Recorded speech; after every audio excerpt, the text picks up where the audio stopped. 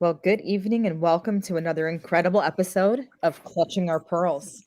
Today, we are incredibly excited to be talking to what has become a dear friend, or someone who has become a dear friend in my life, and someone who I've seen advocate not only for himself, but for many, many as they go through not just the challenges of everyday life, but addressing some of the bigger things that often get overlooked. So I am incredibly thrilled to introduce you to Sean Patrick Leonard. Sean, he's amazing. Hello.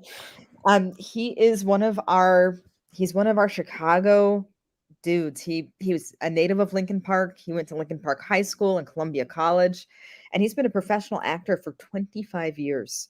You've seen him on Chicago Med, Chicago Fire, Machine Gun Preacher, Range Runners, which is now on Amazon. Check it out immediately. He's also a filmmaker whose film Love Me Tinder is on the festival circuit right now. For the past 3 years, he's been working on becoming an anti racist and went through intensive therapy to heal from childhood trauma. Today, he resides in Albany Park neighborhood with his wife and a bunch of tiny humans that he decided to make. Just Sean, two. the two right ones, right? The best ones. The best ones. Knocked it out of the park. We definitely broke the mold for sure. So today, we're here to talk about a really deep subject, toxic masculinity and Mhm. the stigmas of mental health. Yeah.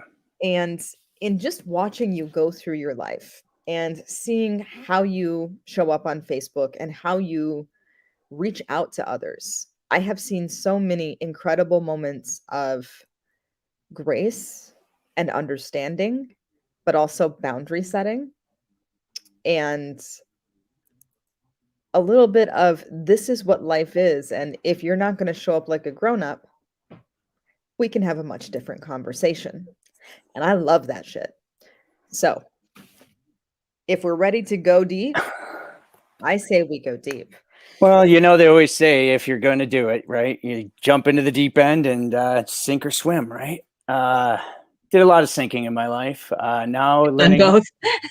learning how to swim now, it's been quite an adventure. I just want to say thank you so much for having me. And yeah, my goodness, I know we don't have a ton of time, and this is something that I think we should just continue this conversation over and over and over for the men in your families, in your lives. Hopefully, you can show them this. Not to say that I have anything wise to say other than I did something 3 years ago for me. And it was the first time that I think I ever did that, which is,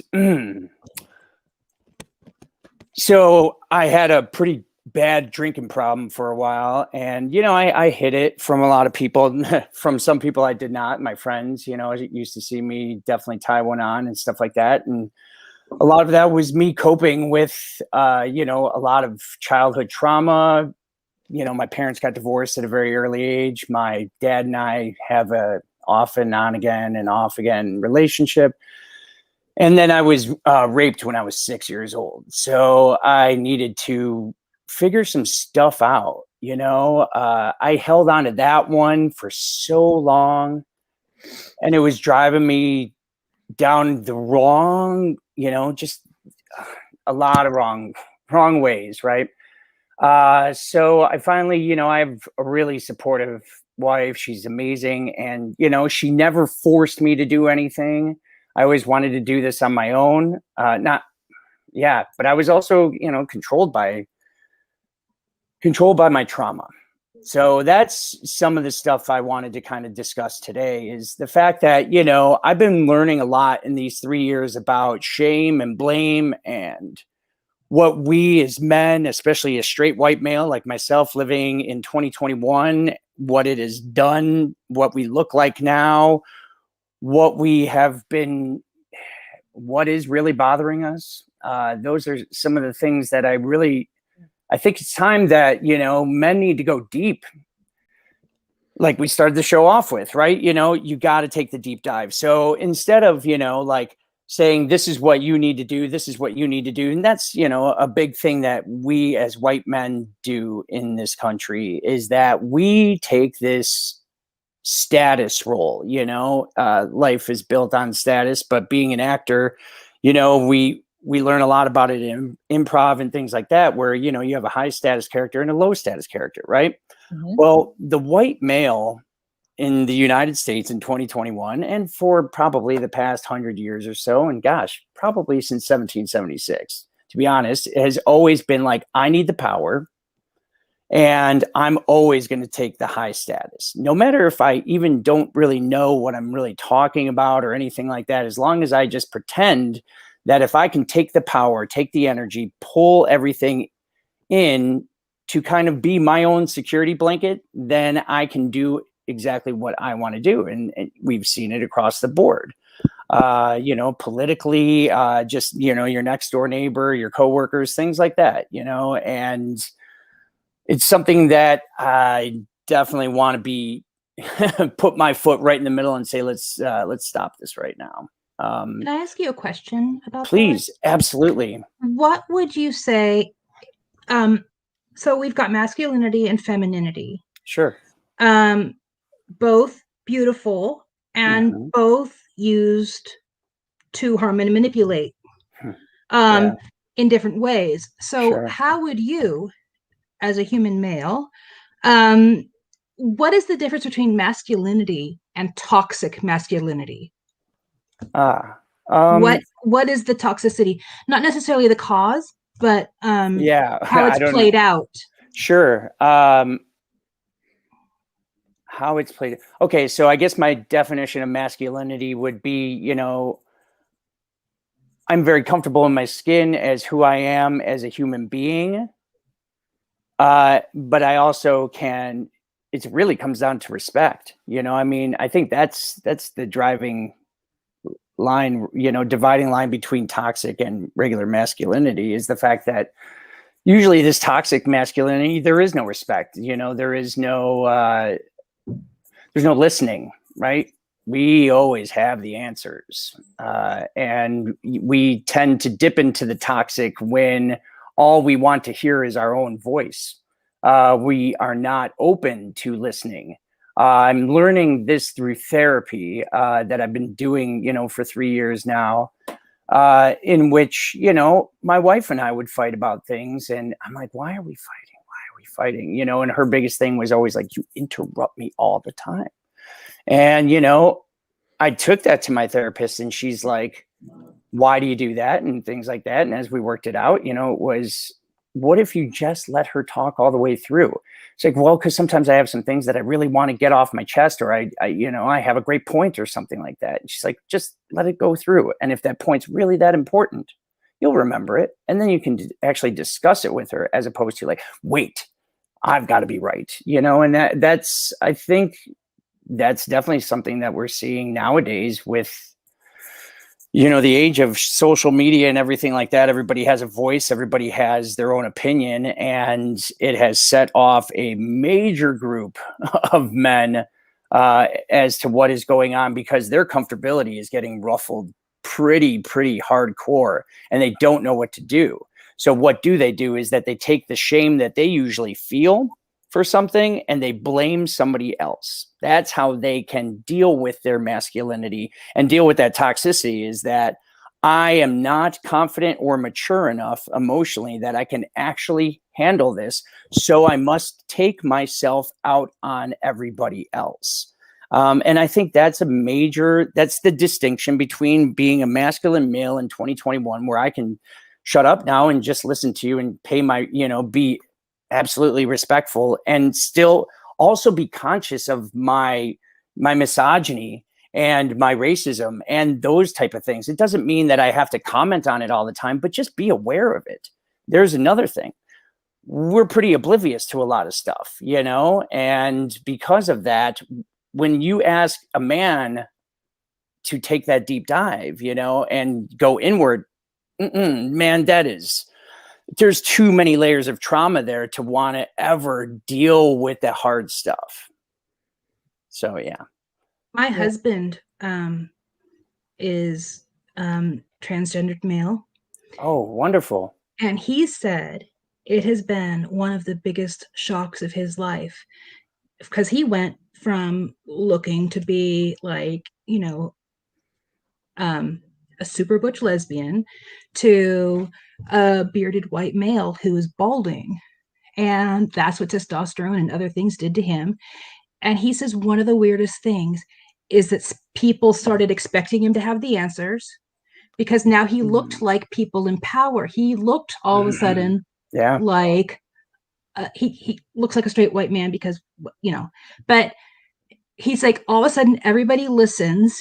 If I start to interrupt somebody and I apologize, everybody waits and lets me finish. He's like, it has been the weirdest thing, like integrating into a culture of white maleness. And then what do I want to keep? What do I want to, get rid of? I mean, it's and I can't imagine that it's very easy to look at the situation in its entirety and actually make decisions about what you want to keep and what you want to get rid of, because it's so incredibly ingrained in our culture and in our families. Yeah. And, that's a lot of some of the stuff I've really been trying to dig deep during COVID and everything like that. I guess if there is my advice, if I wanted to share anything with the audience, if you haven't done any kind of work on yourself, this is the opportunity, to think about you and what do you want for your future, if you have children, if you have a family, things like that. But, so I've been trying to peel back some of these layers. And, for me, for your husband, Susie, I've been dealing somewhat with some of the same things in that I am transitioning. Right. So, and that's another thing that my therapist and I have really been talking about is I can change, right? I can go leave right now and change my clothes and come back. And I changed, right? I can stop drinking right now. I can, tell you that I'm going to do this and do it right now and things like that. But the actual going through the day by day, when some days I'm full of anger and I don't know why. And some days I'm, like just want to cry and I don't know why. Because, I'm trying to pull out shit and heal from stuff that I laid on the table for 40 years. And, I put it deep down and finally I'm like, okay, now it's time to deal with this. And all of us have trauma in some way, shape or form, I mean, not everybody got raped, but somebody may have had an alcoholic parent in their life or somebody who abandoned them or I mean, we all have our stories, right? But we don't talk about our stories. What we do is we just swallow our stories and we press on. I'm talking a lot to my friends and their parents lately and my own parents, and, they're all suffering from pain, either physically, mentally, whatever. And I'm Mr. Advocate of like, I can hook you up, like I'm gonna hook you up with some therapy or something. My wife's a healer, in that she can heal your body so she can come, do all this stuff. And it's just amazing to see how many people just don't want help. They don't want to work on themselves. And that actually segues into something I've really wanted to share and something I've really been thinking a lot about, is that we here in this country, especially men, everything is Ford tough, right? So everything is hard work. I go out and I do my 9 to 5, my 10, my 12 hours, my 16 hours, whatever. Like, I go out there and I work hard for our money and everything like that. Right. And I can work the most and the hardest. Right. Right. Yeah. But yet we have this uncommunicated, before I do that. So, no, so we everything is so hard work, everything like that. But then when I ask you to go to therapy, you refuse. When I ask you to work out, you refuse. When I ask you to do anything in your life, it's too hard for you. Yet you brag about the hard work that you put in every single day. and you wear it as this badge of honor, and yet it's almost like you're proud that you're going to die early, and that's the more and more and more I go through this stuff, the more I go, okay, like I see what's going on there. He's going to be dead in about 10 years. I see what's going on there. That's about 5 years. And, like, I don't want to do that, I want the hard work. See, I want my job to be kind of enjoyable, if I'm going to spend the next 20 years doing it, I want to do it because I want to do it. But I want to do the hard work here because I don't want to wake up angry. How many men wake up angry every day? I'm sure a lot. Right. And so then, how about the hard work that we put in our marriage? Do we do that? No, I mean, the stereotype is that we come home after our 12-hour day and then we sit down in a comforter, or a recliner. We turn on ESPN, we drink 6-pack or something like that. And we say, wife, you take care of the kids. And I'm going, my hard work is done for the day. I don't need to parent. I don't need to do this. I don't need to do anything else. And I don't need to work on myself. So now I've lost my sex drive, I've lost my relationship, and I've lost all these other things, because I won't do any of the work on myself. And it's an expectation. That's it. If I put 12 hours into a job, I expect to get laid, to have a hot meal on the table, to, I don't know, make up any old thing that dudes do, right? Or this Honestly, stereotype. that sounds fucking great. Sign me up. Yeah, I seriously want a wife right now. Right. Those are the expectations. But if I don't put any work into any of it, why are you going to be happy to say yes? Not to get too graphic, but yes, honey, I do want to take my clothes off in front of you, even though you now weigh 300 pounds and all you do is go to your 12-hour day job and you're an alcoholic and, like you really don't have a sex drive. So, okay. Like these things, we just kind of conditioned ourselves to keep doing. And that is just mind blowing to me. I'm just like, so recently it just feels like that analogy from the Matrix that Morpheus walked up to me with 2 pills and he said to me, do you want to take this one and stay where you're at? Or do you want to take this one and figure your shit out? And I decided that I needed to figure my shit out before I could ever offer anybody else any other shit in this world, if you know what I mean. Well, I think it's interesting because a lot of what you said to me kind of wraps around the capitalistic society that we live in. If what you do produces money, then it has value. Absolutely. If what you do produces a better family, meh. Let's look at another study about how women, if a woman's work was actually paid at a salary, how much. Oh my God. I was a stay-at-home dad for 7 years. And I'm like, this is the hardest job I've ever done in my life. And it'll be the hardest job I ever do in my life. And if I were to ever put a monetary value to it, we're talking easy 6 figures, So like, sure, pay me by the hour. That's fine. Absolutely. How about the overtime? How about when the kid's sick? How about when we have to take them to the hospital? How about, when we have to do all of that other stuff? Right. No kidding. And I'm the cook, pay. I clean the house, I cook, I do all of that stuff as well.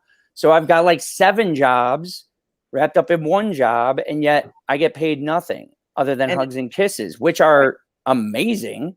Right. And the best hugs and kisses ever. But so guys, because we have, now don't get me wrong, I love being a man. I love it. I love the fact that, I'm just getting more and more comfortable in my own skin, kind of thing. But I really dig being a guy. And I dig a lot of the aspects of being a guy, and one of the, but I do know that I'm not the smartest guy in the room and I'm not the smartest person in the room. And I want to allow for the smartest person in the room to stand up. And I want to support the smartest person in the room. And that's the one thing that guys cannot necessarily get over.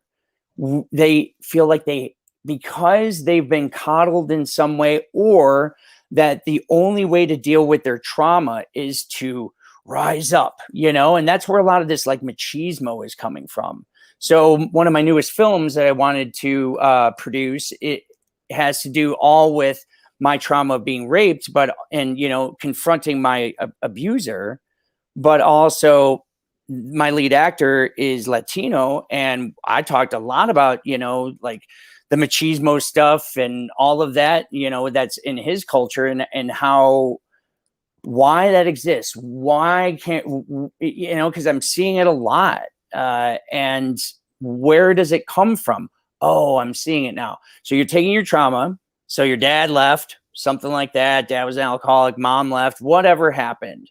Or you're not, you don't feel like you got ahead. Well, in his culture, they do the crab and bucket syndrome, right? So it's all the crabs in the bucket, and one crab starts to crawl to the top, and another crab grabs him and pulls him back down. And that's what they do in their culture, because they don't want to support each other.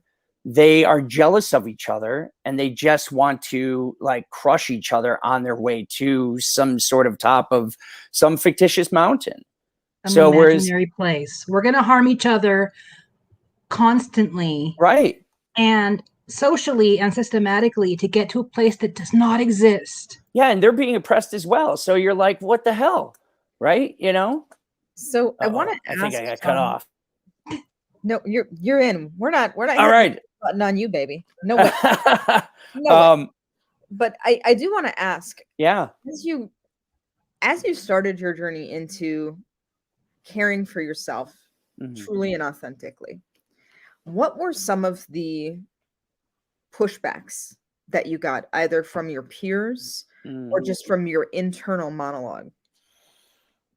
Wow. So the first thing I needed to establish were boundaries, and I never had them, so I was kind of a yes man in a lot of ways, do that. Yes.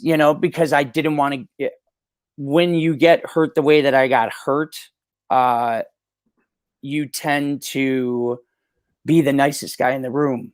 And with that comes zero self-worth. So you're a good hard worker and you do all of these things, but you don't have a whole lot of self-worth, where if somebody confronts you, yes, you tend to cater. At least I did at sometimes, and I'd get angry about that. And I know that there's other guys out there that would do that too. And then what do? They run to the first guy that they see and blame them, right? I got to get my anger out on them. So I needed to start there. Start with boundaries. And the pushback I got, gosh, when I was going through this, all hell broke loose politically, with Donald Trump and everything like that. So I lost half of my family because of it, because I started standing up for what I believe in. And I did it through social media and things like that. And I said some really controversial things that not everybody agrees with, but that's okay, because at least I'm trying to get the ball rolling on some stuff that we need to actually talk about. Because if we ever want to live together, we've got to fix a lot of the, problems that are going on. And I'm talking about Mr. White Guy here, like white guys got to do this stuff, like racism, things like that. So I was in a play 3 years ago that it was all about the history of racism in Chicago. Whoa, talk about open my mind, and I did a play with, black, brown, all different colors of people. And for 3 weeks, I didn't say a word because I didn't know what to say, until finally I just said, I know what to say. Listen, that's it. Just continue to listen. Keep listening, and keep listening. And I haven't figured anything out, except I've figured some things out. And one of the things I figured out is that we're on the hook for this. And if we're going to stop a lot of this stuff, we're going to have to do it, kind of thing. That's, easier said than done, of course, when it comes to a lot of this stuff. But I do know that in a one-on-one setting, when I'm starting to now break some men down just by talking to them, even if they hold other, political beliefs or anything like that, we can still talk as masculine men do. And now, as soon as you open your mouth, because I've taken the red pill or whatever it was, I'm like, oh, I can see this guy's shame. I can see this guy's trauma. All he has to do is open his mouth. And I've kind of figured him out in a way. And so with that, knowing that helps me a lot in helping to communicate to him, because not that I'm going to try to shove therapy down his throat and things like that, but I'll ask certain questions like, how do you feel about that? How do you just, release some really potent information? that I don't know if you wanted to do that, you know, or not, but I think we should talk about it for a second, right? As opposed to here, and I'm sorry to swear here, but here's what happens is the guy goes, don't be a fucking pussy, right? Yep. Oh boy, you know, so that's the other one I've really been, you There we know, go. trying to wrap myself around. A good friend of mine wrote a monologue all about the pussy for me because I hate that word. I mean, I use it in the terms that I'd like to use it, which are more of a romantic side, I guess, if you want to call it like that. But because it is, if we're going to talk about it, what exactly are we talking about? Are we talking about your genitalia? Is that what we're referencing each other as? You know, if that's the case, so let's think about it. It is the most powerful thing in the universe. But I'm going to break you down by calling you one to make you feel less than yourself. That's exactly what I'm doing with that word. Okay. So that doesn't make any sense to me whatsoever. So yet we've adopted this word and we decide to continue to use it for the dumbest reasons of all time. We need a new word if we're just going to call each other chicken or, you know, wimp or whatever it is. But shaming men works as a behavior deterrent or you're change right. your thing. And they call it giving each other shit. Right. And I don't think that we can one of the things that I come across, and because I came across it in myself first, is the in my anti-racist work, which has been very close to my gender work, which has been very close to my absolutely right. It's all the same. It's all shit. starting to do this now, yeah, you know, all timey-wimey. Yeah, totally. And so I feel like there has been a slow social reaction to women getting more rights, being in the workplace, the domestic economic heterosexual situation has changed a lot. You know, it's like, and when, like what you were talking about is that the work that is valued comes from the provider role. You know, I went and provided for my family. I worked, I hunted, all of these things. Now you have shelter and food, and I've given you the man things, you know. And it's like, but as women have grown professional skills and that dynamic has changed, there's a tension where, you know, it's like the woman is like, I can do all of these other things. And it's like, so can the man. Yeah. So how do we, I think that also opens us up to, if we can embrace that dynamic and see the value in having equal footing and having tremendous love and patience and respect for one another. It gives us space to allow one another to heal and to go find the kind of help that they need, and to also hold ourselves accountable, because you can't be there for others if you've never been there for yourself. I think you raise a really lovely, wonderful point, is being there for yourself, right? So I'm really learning how to hold space for myself for the first time in my life. And I do it in a very respectful way to myself first, and then to the people that I'm talking to in the room. Because I'm learning that if I respect myself and I hold space for myself, and I start to think about what I believe in and how I want to be treated and all of those things. Because if we're going to say this whole golden rule of do unto others as you'd have done to you, you know, and you keep stressing it, Christians, and you keep stressing it and keep, you know, and all this stuff, and that's great. Well, then you don't follow your own lead by, you know, look at January 6th, for Christ's sake, not to get all political, but I mean, that is the zeitgeist, the height, the pinnacle of, you know, toxic masculinity. I didn't get my way. I'm taking my ball and I'm going home, and I'm going to wreck some shit on the way out, you know, kind of thing. And yet they're still in denial about any of that stuff. They just want to continue to feed their own egos. And that's what it is that the ego mixes with their shame, and it becomes this combustible, like almost Hiroshima, like atomic bomb that they end up laying on other people. You know, the ego mixed in with their like lack of respect mixes in, and that thus you have this formula for a bunch of people running into the fucking Capitol, you know? It's so amazing to me that if I wanted anything in this world, you know, I mean, it really comes down to me just doing to others as I would have done to me. Absolutely. Well, then let's really break that down, Sean. And what would you do to you? What would you do to you, Sean? Look in the mirror. What would you do to you? Well, for 46 or 43 years, I did nothing for me, right? I did nothing for me. And I didn't know how to answer that question at all. So there's my question to all you men out there. When's the last time you looked in the mirror? And so what would you do for you?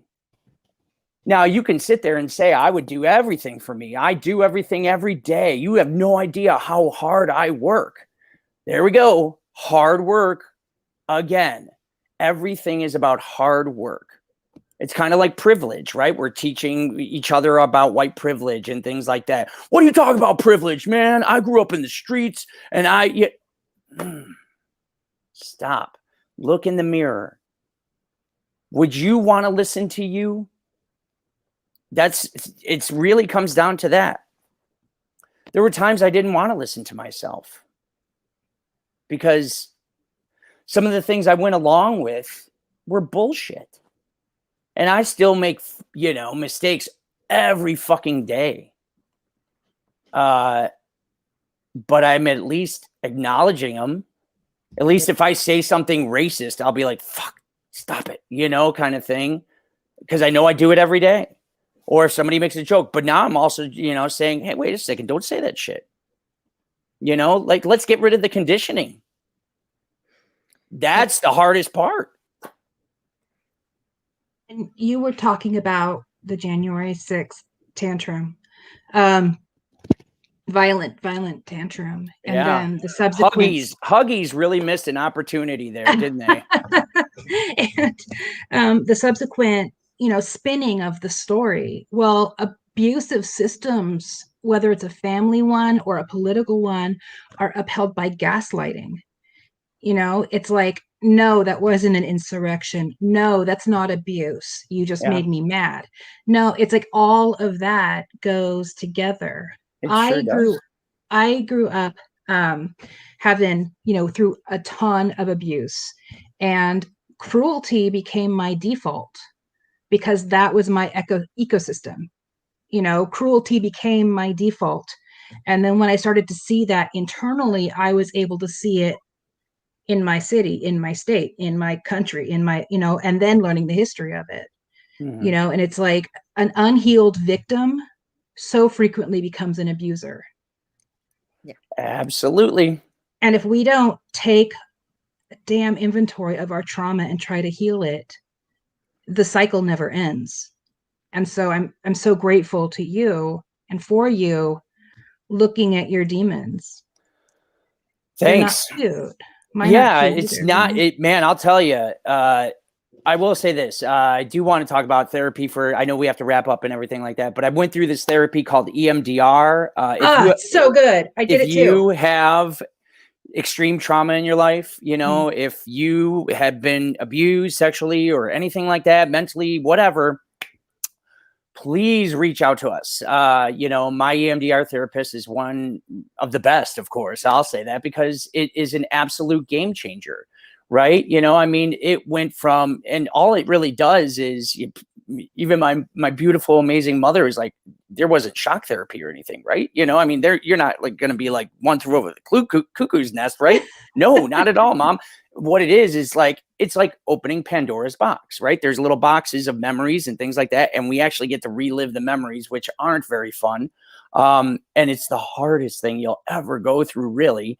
But it is the most rewarding thing. And so please look into EMDR. Please reach out to Susie and Marie, or myself, if you want to learn more about that. Not that I'm any kind of expert, because I'm not. All I can do is say, here, you should go talk to this lady. I'm really good at that, because you'll do yourself so much wonders. You'll add years to your life. That sounds awesome. Absolutely. Better years. I just like won the lottery. You want to win the lottery? It'll cost you insurance. You know, I mean, Yeah.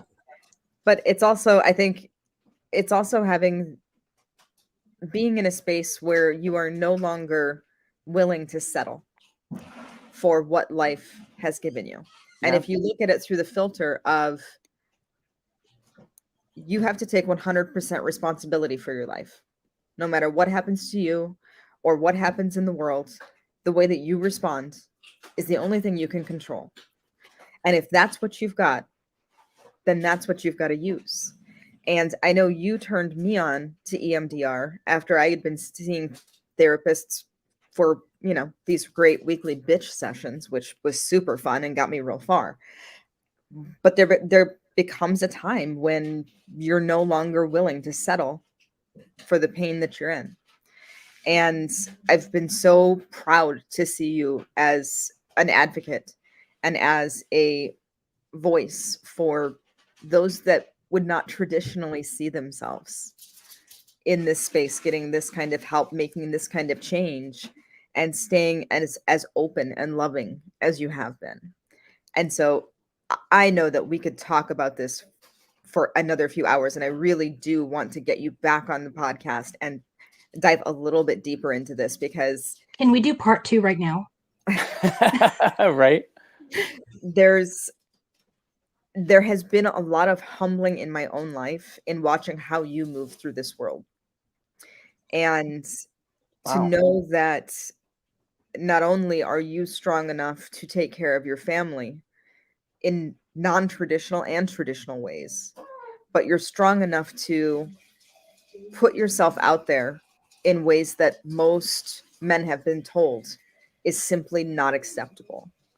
It's a chance for us to all see where growth can come from and where it can lead us, and that it's not a path that's straight and narrow. It is windy and twisty and fucked up, and it is going to get hard and then easy, and then it could get right back to hard again, but it's worth it.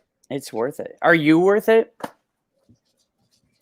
A lot of people who suffer extreme abuse are convinced that they're not. I know. This And guy so right here. That's one of the first things you have to fight. And it's like, your trauma, my trauma, Marie's trauma is not your fault.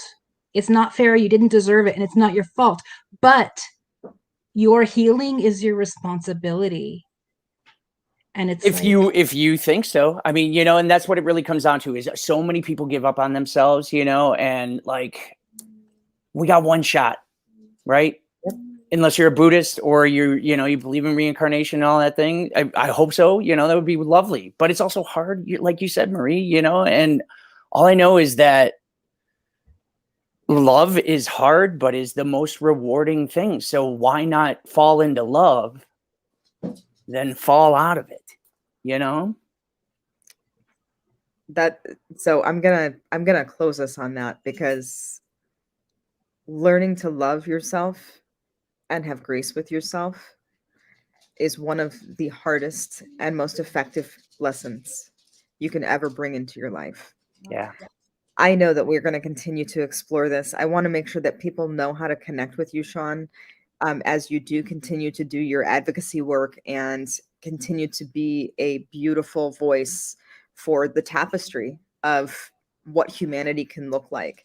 Please make sure that you connect with Sean Patrick on his various platforms. You'll be able to follow his upcoming movies and all of the things that, all the different projects that he's working on. You can also follow us on a variety. Wow. Impressive. We hit all of them. It was great. We would like to thank Safety Chicks and Troy Tech as well as Fifth Third Bank and Speech IRL for being sponsors today. We appreciate you all so much, and the love and energy that you all put into the revolution as we get out there and continue to try to change the world. And make no mistake, that is exactly what's happening here. We look forward to you joining us on the next show. Let's change the world. Thank you, Sean Patrick Leonard. Thank you so much for having me, ladies.